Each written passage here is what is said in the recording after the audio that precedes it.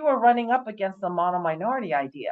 We were told, oh no, Asian American students, they don't need support, they don't need services, they can take care of themselves.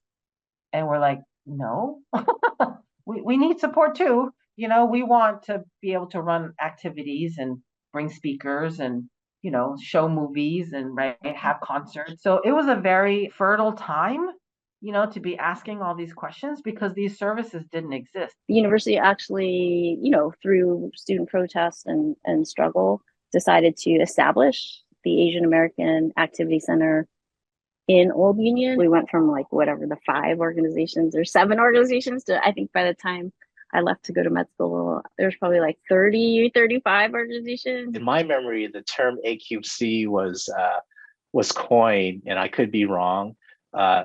There was a PhD student, his name was Albert Jeans.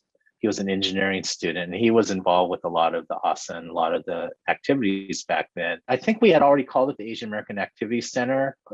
And then he thought, as an engineer, AAAC, we should just call it A cubed C, 3 A's cubed and a C. From 1986 to 1989, the numbers grew from the 70s. I think they were about 5% or maybe 7% at the most.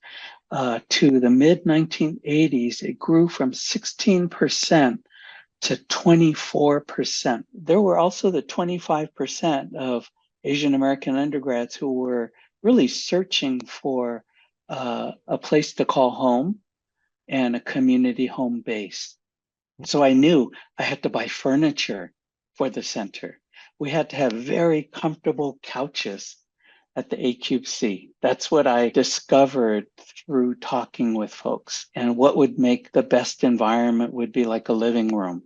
And we call it the couch room. I just remember the couches being so comfortable. Like I would hang out there all the time. It just felt like a fun kind of safe space. It was very stressful too, because we were trying to organize and trying to make change. But I really do feel like the AQC felt more like home to me compared to the places where I actually slept at Stanford. We were supporting student organizations. We also, at the time, there were very, very few Filipino and Vietnamese, Southeast Asian students and South Asian students. So we created a speaker series for each of those communities where we brought in speakers from the outside community to serve as kind of role models and mentors because those students were so isolated on campus. A lot of those activities were in the AQC on Friday afternoons. And I would go to all of them, like not just the Sanskriti ones, which were the ones we were organizing.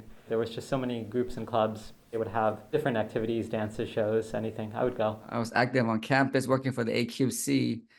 And so I think my involvement helped me to feel a sense of belonging that was missing for my first couple of years. I just feel like the AQC was that space for me to just like relax and be myself and not try to, put on a mask or put on some facade about who I am. In the way that I received kind of the same supportive environment that I got from Cindy in the AQC, I wanted to ensure that other students coming after me had a very similar experience where they felt like they could be seen, they could be validated, they could be heard. It gave so much to me and was such a big part of my formative years at Stanford that I was like, I need to pay it forward. I need to do this for other students coming generations after me.